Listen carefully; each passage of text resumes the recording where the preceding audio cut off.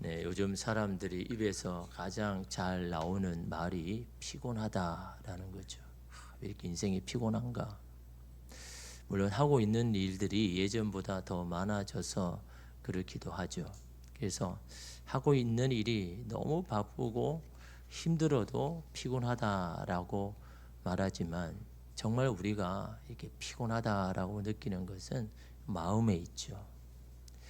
우리의 영혼이 공고하면요 늘 피곤합니다.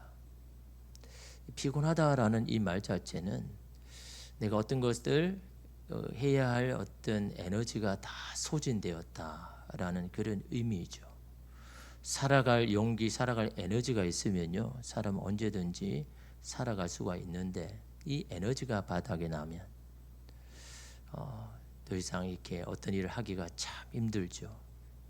그래서 우리의 에너지는 육체의 힘도 있지만 이 마음의 에너지, 마음의 힘이 굉장히 중요하다라는 것을 우리가 보게 됩니다. 제독 철학자인 한병철 교수의 피로사회라는 책이 있죠. 이 책에서 그는 우리 사회가 피로사회가 되었다. 모든 사람들이 다 필요하다고만 말하는 이 피로사회가 되었는데 우리 사회가 점점 세계화에 따른 무한 경쟁, 성과 경쟁 속에서 만족이 없는 피로사회. 그래서 피로사회가 되었다. 사회가 점점 경쟁할수록 성과 위주로 갈수록 우리의 사회는 피곤해질 수밖에 없다. 거기에 내몰리니까요.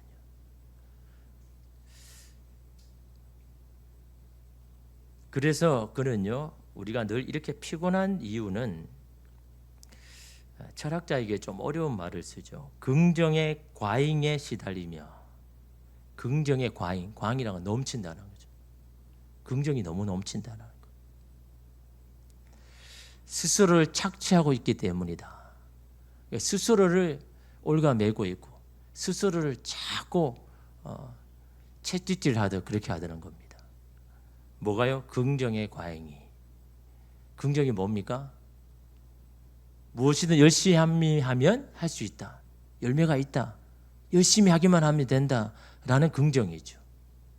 근데 이게 너무너무 지나쳐가지고 이것이 오히려 우리에게 도구로 달아오는 거죠. 그래서 내가 열심히 하지 못한 나를 자꾸 채찍질하는 겁니다. 내가 뭔가를 부족해서 잘 하지 못해서 내가 이런가? 자기 자신을 자꾸 채찍질하는 거죠. 무엇이든 열심히 하면 할 수 있는 사회인데 내가 이렇게 뒤처지는 거는, 내가 이걸 다른 사람보다 열매가 맺히지 못하는 것은 내가 더 열심히 하지 못한 것인가? 나를 더 이렇게 채찍질하지 못해서 그런 것인가? 라고 자꾸 그렇게 하더라라는 겁니다. 문제는 그렇게 믿고 살았는데 열심히 세워도 되지 않는 상황, 더 이상 자신이 할 수 있는 일이 없다는 것을 깨달았을 때 그때 삶이 피로감을 느낀다는 겁니다. 열심히 하면 뭔가 될 줄 알았는데 근데 그것이 실제로는 되지 않으니까, 그래서 내가 할 수 있는 것이 별로 없다고 느껴졌을 때 사람은요 피로감을 느낀다는 거는요 에너지가 소진되어 버려요. 그럼 도대체 내가 뭘 해야 되겠지? 열심히 해도 되는 건 없고, 또한 열심히 한다고 하지만 내가 할 수 있는 것은 별로 없고, 그런 상황이 오면 사람의 마음은요 에너지를 소진하게 된다. 그래서 우리는 늘 피곤하다. 뭐 여행을 떠나고 쉰다고 피곤이 풀리는 것도 아니고, 휴가를 간다고 피로해지는 것이 아니고. 그래서 여러분, 이 피곤한 사회에 성경이 내려주는 처방이 뭡니까? 비움이죠. 비움. 우리는 비움을 자꾸 불안하고 뭔가를 채워야 안정감이 있다고 생각하는데 성경은요 비워야 된다고 이야기합니다. 비워야 해소된다라고 그렇게 이야기합니다.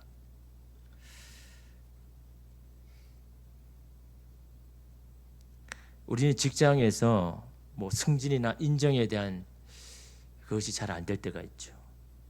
또한 우리가 기대하는 행복한 가정에서의 기대가 멀어질 때가 있죠. 또는 부모와의 뜻과는 정반대로 나아가는 자녀를 볼 때 도대체 지금까지 내가 한 게 도대체 뭔가? 이런 상황을 보자고 내가 지금까지 애를 쓰고 고생하며 살았는가라는 그런 회의가 우리를 피곤하게 하고 삶의 에너지를 소진하게 한다라는 겁니다. 그래서 사도 바울은요, 복음의 핵심을 케노시스다라고 합니다. 케노시스. 케노시스는요, 자기 비움입니다. 자기 비움. 복음은 자기를 자꾸 비워야 된대요. 비우는 것은 채우기 위함이잖아요. 아무리 채우려 해도 내 안에 가득 차면요, 더 이상 안 채워지는 겁니다. 들어오지를 못하는 거죠.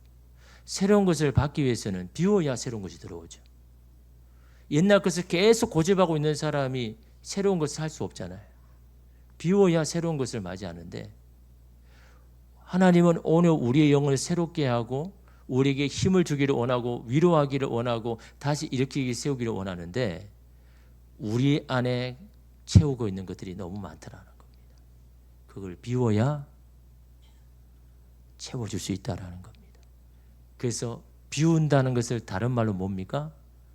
맡긴다라는 표현을 쓰죠. 맡긴다. 맡겨야 비워지거든요. 맡길 때 평안이 임하거든요. 위로나 사랑도 이런 마찬가지입니다.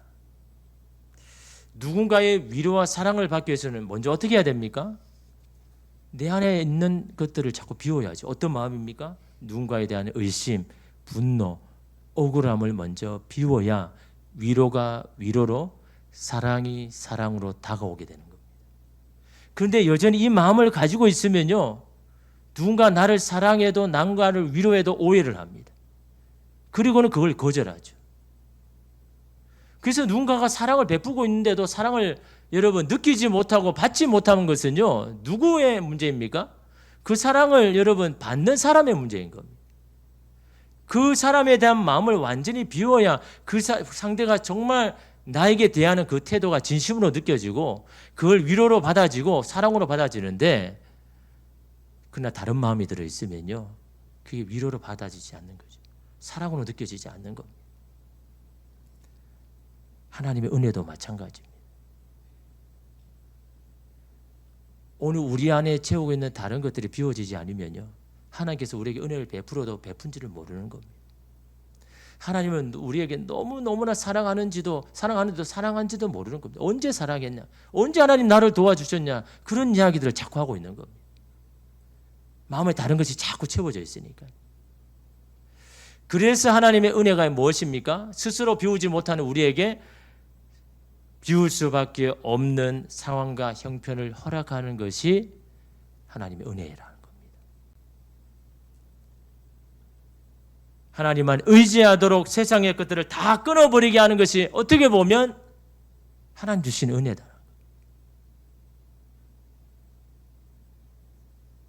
삶에서 잃어버린 것이 있고 떨어진 것이 있고 실패한 것이 있다면 우리 자신을 비우게 하신 하나님의 은혜의 시간이다라고 생각해야 되는 겁니다.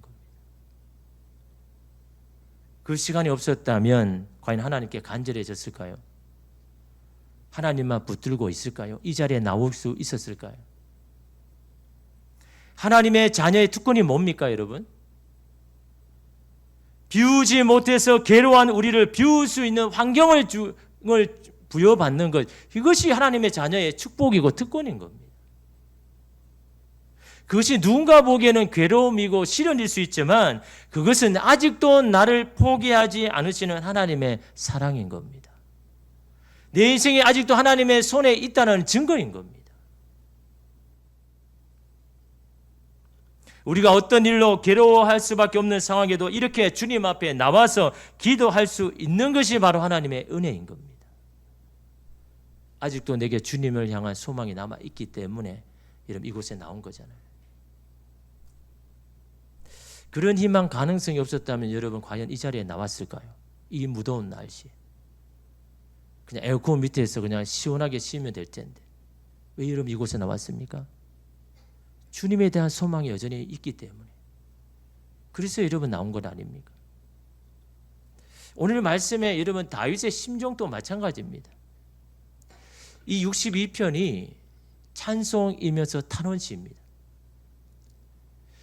하나님 앞에 찬송하기에는 다윗이 지금 겪는 일들이 너무너무 힘든데 이게 찬송이면서 탄원시입니다. 하나님 앞에 막 마음을 치면서 하는 탄원시입니다. 왜냐하면 다윗은 지금요 계속되는 사울의 괴롭힘, 죽음의 위협 가운데 참으로 힘든 시간을 지금 보내고 있거든요. 자신이 할 수 있는 것이라면 그냥 사울을 피해서 도망치는 것밖에 없습니다. 자신에게 사울을 상대할 힘도 군사도 없습니다. 살기 위해서 매번 도망치는 것밖에 없습니다. 여러분, 우리의 인생도 그런 인생을 만날 때도 있잖아요. 지금의 상황에 내가 싸울 힘도 여건도 없고 매번 그런 상황이 오면 도망칠 수밖에 없는 이러면 그런 상황을 만날 때가 있죠. 그런데 다윗에게 더 힘든 건 뭘까요? 변화될 기미가 안 보이는 겁니다. 한 번, 두 번 도망치면 좀 달라지고 변화돼야 되는데 달라질 기미가 안 보이는 겁니다. 여러분, 사람들이 가장 힘들어하는 것도 그거 아닙니까? 달라질 기미가 안 보이는 겁니다. 형편이 나아질 기미가 안 보이는 겁니다. 자녀나 배우자가 달라질 기미가 안 보이는 겁니다. 이게 이런 우리를 힘들게 하죠. 그럴 때 남은 선택지는 뭡니까? 그냥 포기하면서 살 수밖에 없죠. 대부분은. 아무리 노력하고 시도해도 안 되니까. 여러분, 자녀들 그러잖아요. 아무리 어르고 타이르고 야단을 치고 막 해도 자기가 마음을 안 열면요, 이게 안 되잖아요. 아무리 자녀들을 막 이렇게 해도 안 될 때는 어떻게 합니까? 그냥 포기할 수밖에 없죠. 근데 여러분, 믿는 사람에게는요 선택지를 하나 더 주시더라는 겁니다. 포기하든지 하나님 앞에 맡기든지. 그래서 여러분, 우리가 하나님을 믿는 자의 그게 특권이 바로 그거인 겁니다. 하나님 믿지 않는다면요 그냥 포기해버리겠죠. 이제 노력해도 안 돼, 내가 내 힘으로 안 돼, 얘는 더 이상 안 돼라고 그냥 포기하겠지만, 하나님을 믿는 우리에게는 선택지가 하나 더 있는 거죠. 그것이 여러분 하나님에게 받은 그게 이런 특권인 겁니다. 물론 여러분, 하나님을 맡긴다고 여러분 상황이 금방 변화되지는 않죠. 그런데 그 시간에 우리의 마음을 지키고 우리가 있어야 할 자리를 고수할 수가 있다라는 거, 이게 여러분 너무도 중요한 겁니다. 있어야 할 자리에 내가 지킬 수 있고 내가 가져야 할 마음을 지킬 수 있는 것, 그것이 여러분 인생에는 너무너무 중요한 겁니다. 지금 당장의 변화가 없더라도 하나님은 반드시 이런 상황을 역전시킬 때가 하나님 반드시 찾아오니까 그 시간에 내가 내 자리를 고수할 수 있는 것이 얼마나 큰 여러분 축복입니까? 힘들어도 어떻게든 그 자리를 지켜내는 것, 그럴 수 있도록 하나님 앞에 나와서 힘을 얻고 위로를 얻어서 어떻게든 그 자리를 지켜내려고 몸부림칠 때, 그런 사람과 그냥 포기해버리는 사람과는요 확연히 다른 겁니다. 다윗에게도 마찬가지죠. 그가 할 수 있는 것은 많지 않습니다. 그에게도 선택지는 두 가지입니다. 포기하고 살든지 아니면 끝까지 하나님 붙들고 그냥 살아내든지. 이런 다윗에게 하나님이 주시는 은혜는요, 그런 가운데도 하나님을 바라보게 하셨다라는 겁니다. 여러분 1절에 보면요, 나의 영혼이 잠잠히 하나님만 바라며 나의 구원이 그에게서 나오는도다라고 그렇게 이야기합니다. 이건 사실 그 중간에 한번 끊어야죠. 나의 영혼이 잠잠히 하나님만 바랐는데 나의 구원이 그에게서 나오는 것을 내가 알았다. 이게 결과라는 거죠. 다윗은 그냥 하나님만 바라봤는데, 근데 그때마다 나를 구원하시고 나를 건져주시는 것은 하나님께로부터 왔다는 것을 경험하게 되더라라는 겁니다. 그런 신앙의 놀라운 비밀을 이 1절에 그렇게 담아서 말씀하죠. 이 문자적인 의미는요, 나의 영혼이 오직 하나님을 향하여 고요하나이다 라는 그런 이 뜻입니다. 다시 말하면 좀 전까지는 마음이 동요하고 불안하고 막 염려가 되었는데 하나님을 바라보니까 고요하게 되었다는 거예요. 다시 말하면 하나님을 바라봤는데 비워졌다는 거예요. 하나님을 향하여 바라보는 것만으로도 내 안에 나를 괴롭혔던 마음과 생각들이 다 비워지더라는 거예요. 염려와 근심과 초조한 마음이 하나님만 바라봤는데 그게 비워지더라는 겁니다. 이게 신앙의 신비인 거죠. 좀 전까지 막 그 괴로움으로 끙끙 앓고 있다가 하나님을 바라보기 시작하니까 그 마음이 온데간디 없이 사라지는 것. 이게 신앙의 여러분 신비이죠. 하나님만 바라본다는 게 뭡니까? 예전에 제가 바라본다라는 의미를 말씀드렸죠. 바라본다는 건 뭡니까? 소망을 가지고 바라본다. 기대를 하고 바라본다. 그런데 오늘 말씀이 뭡니까? 하나님만 바라보다라는 겁니다.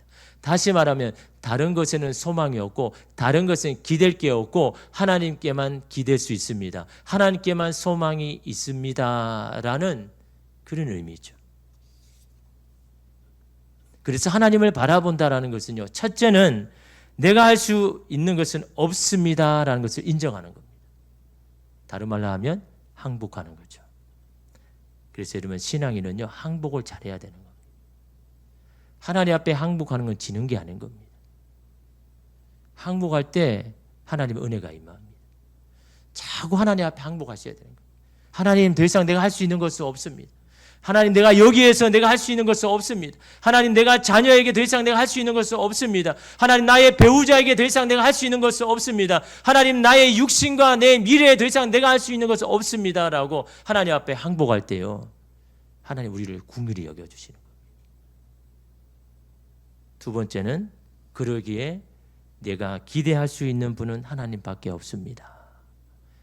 이게 바라보다 안에 들어있는 겁니다. 그러기에 나는 하나님만 붙듭니다. 그러기에 나는 하나님만 기대합니다. 나는 이 상황에서 벗어나고자 온갖 노력을 다했지만 결국 제자리입니다. 도망자의 신선을 바라지 못합니다. 결국에는 하나님이 하셔야만 됩니다 라는 것을 인정할 수밖에 없었다라는 겁니다. 우리도 그런 상황에 처할 때가 많죠. 자녀를 바꾸는 것이 내 힘으로 더 이상 할 수 없다는 것을 깨달았을 때, 아무리 노력해도 달라지지 않는 상황, 배우자 때문에 낙심할 때가 있죠. 그때는 하나님만 바라보라는 신호 아닙니까? 하나님만 기대하고 하나님 앞에 항복하라는 뜻 아닙니까? 또 하나님 앞에 맡기라는 신호 아닙니까? 하나님을 바라본다는 건요, 하나님 앞에 맡긴다라는 겁니다. 근데 이건 포기가 아니라 내려놓음입니다. 포기와 내려놓음은 다르죠. 여러분 그걸 잘 보여주는 성경의 본문이 뭡니까? 출애굽기에 나오는 모세의 어머니가 더 이상 아기 모세를 자기가 양육할 수 없는 상황이 되었잖아요. 지금까지는 아이가 잘 울지 않아가지고 어떻게든 숨겼는데 이제는 자기의 힘으로도 안 되는 그런까지 자란 거잖아요.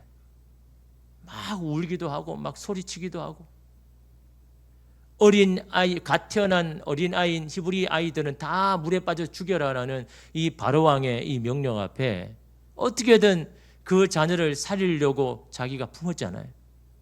근데 더 이상 자기가 품을 수 없는 상황이 왔잖아요.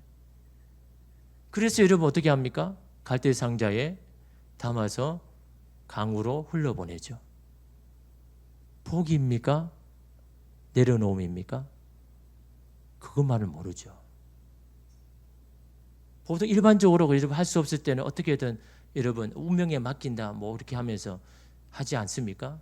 모세의 어머니가 갓대 상자에 넣어가지고 그 다음부터 잊어버렸다면 그건 포기죠. 더 이상 생각하지 않는다면 여러분 그거는 포기인 겁니다.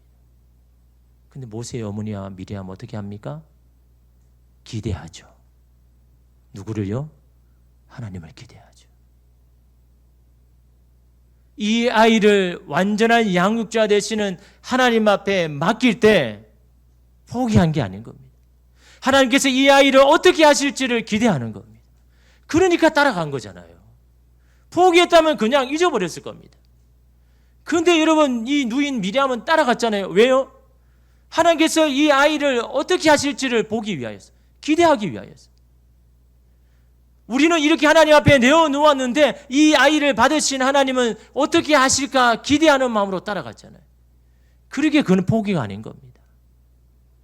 우리가 할 수 없는 그 상황에 우리는 할 수 없다는 걸 인정해야 되지만, 여러분, 인정하는 것만으로는요 그냥 포기인 겁니다.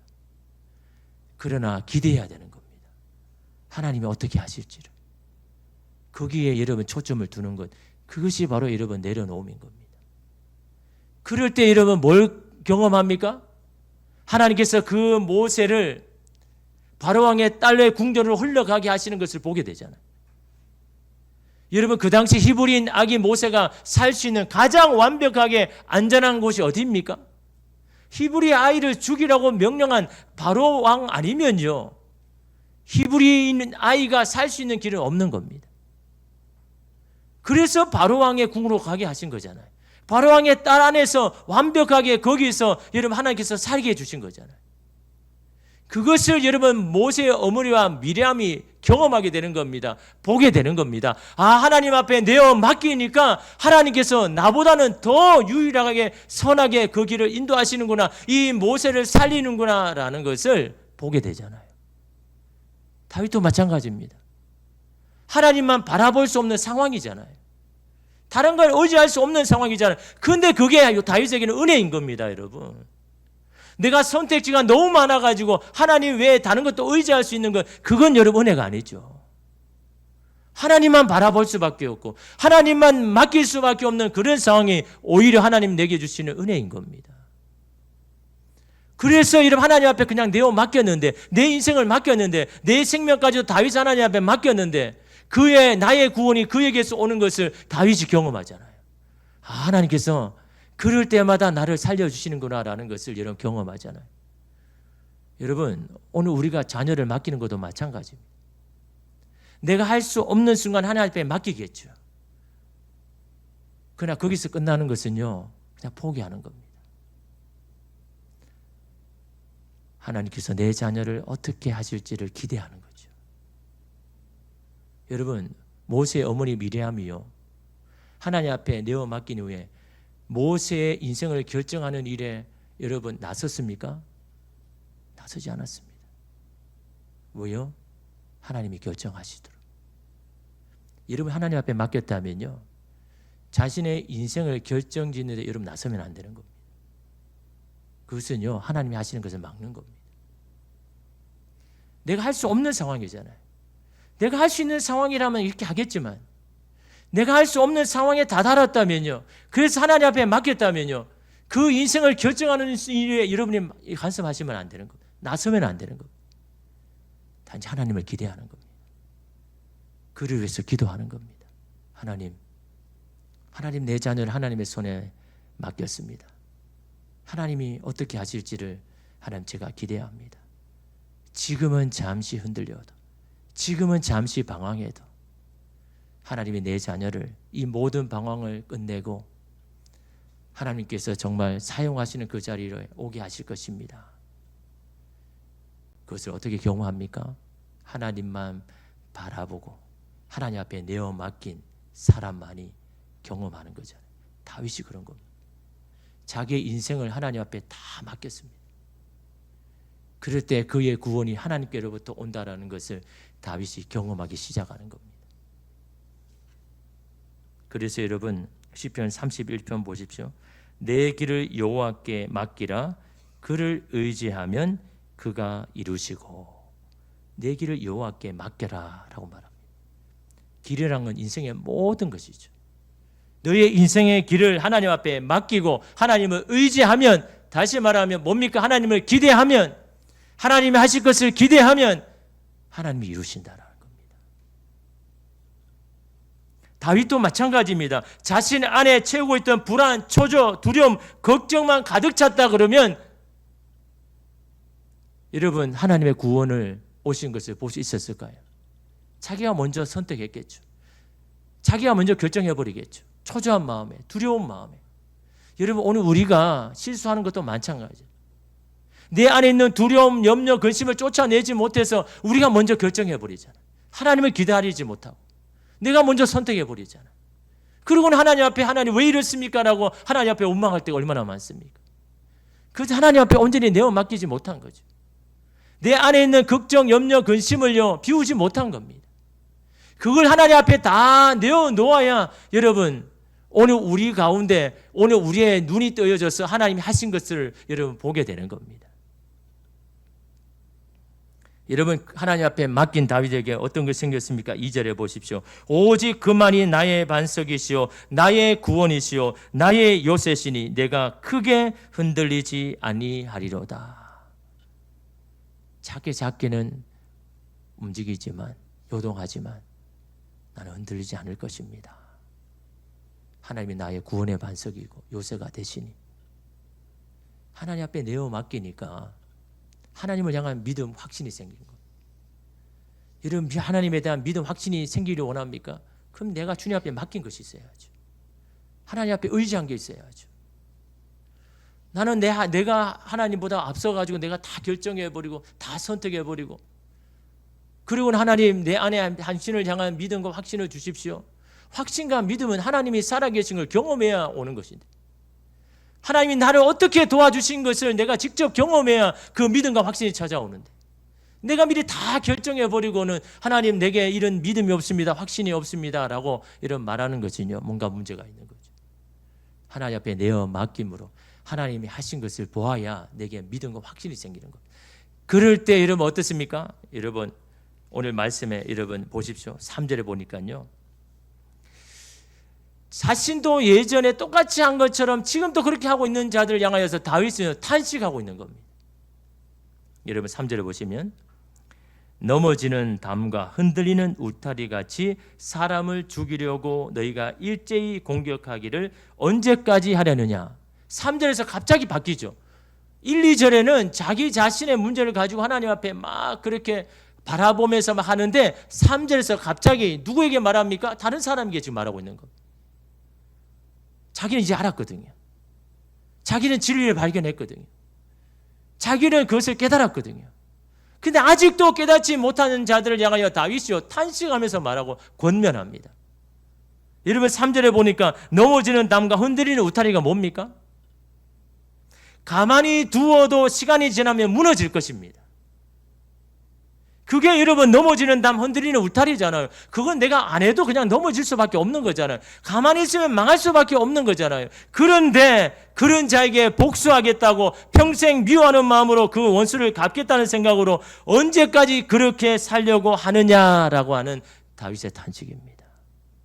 네 마음을 그렇게 다 황폐하게까지 만들면서까지 네 영혼을 완전히 망가지게 하면서까지 가만히 둬도 그냥 망할 수밖에 없는 그런 자들을 향하여서 억울함과 속상함과 그 마음으로 그 마음을 갚아야 되겠다는 미워하는 마음으로 언제까지 그렇게 살겠느냐라고 하는 탄식입니다.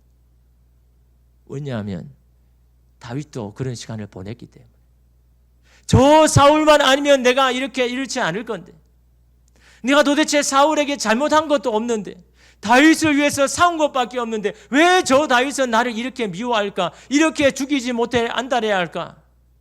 저 사울만 없으면 나는 괜찮을 것인데 여러분 그런 억울함과 속상함 미워하는 마음이 왜 다윗이 없겠습니까?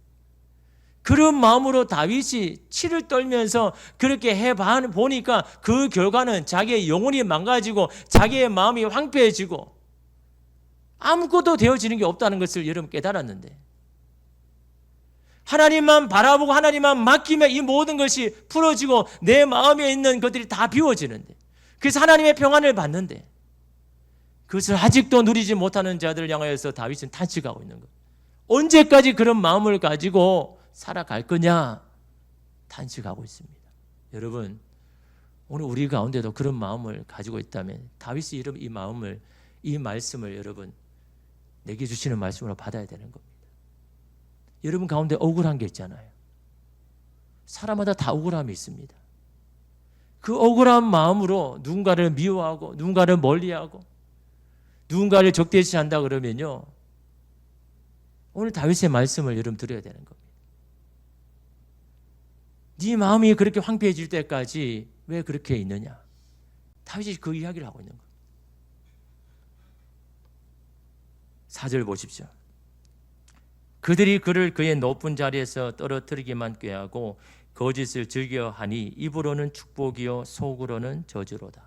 세번역 성경으로 보면요, 너희가 그를 그 높은 자리에서 떨어뜨릴 궁리만 하고 거짓말만 즐겨하니 입으로는 축복하지만 마음속으로는 저주를 퍼붓는도다. 자신도 한때 그런 마음을 가졌기 때문에 입으로는 그를 위해서 기도한다고 하지만 속으로는 어떻게든 그 사람이 잘못되기를 원하는, 잘 안 되기를 원하는 그 마음으로 살아왔던, 결국 그런 마음이가 생각이 자신의 영혼을 망가뜨리고 자기의 마음을 황폐하게 만든다는 것을, 그런 저주가 결국은 돌아서 자신에게 온다라는 것을 다윗이 깨달았기 때문에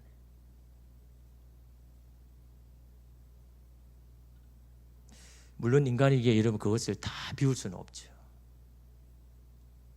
내려놓기가 쉽지 않습니다. 볼 때마다 생각나는 거 어떡합니까? 기억하려 할 때마다 그것이 내 안에 솟아나는데 어떻게 합니까? 그래서 여러분 다윗은요 어떤 방법을 제시합니까? 8절에 이렇게 말합니다. 백성들아, 시시로 그를 의지하고 그의 앞에 마음을 토하라. 하나님은 우리의 피난처시로다. 시시로입니다. 언제든지, 항상 두 가지를 이야기하죠. 그를 의지하고 맡기라는 겁니다. 항상 맡기라는 겁니다. 시시로 맡기라는 겁니다. 두 번째는 뭡니까? 시시로 그의 앞에 마음을 토하라. 이게 여러분 마음을 비우고 하나님의 것을 받는 방법입니다. 시시로 의지해야 되는 겁니다. 항상 주님을 의지하고 맡겨야 되는 겁니다. 시시로 하나님 앞에 토해야 되는 겁니다. 이 토하다는 이 히브리의 뜻은요, 뭔가를 가둬둔 것을, 그 가둬둔 이 수문을 열어서 흘러보내는 것을 토하다라는 겁니다. 내 마음에 있는 것들을 마음을 열어서 하나님 앞에 정직함으로 그 하나님 앞에 흘러보내는 것, 이것이 토하다라는 겁니다. 다시 말하면 하나님 앞에 네 마음에 채우고 있는 억울함, 속상함, 분노, 미움 다 토해내라는 겁니다. 마음을 열어서 주님 앞에 다 드리라는 겁니다.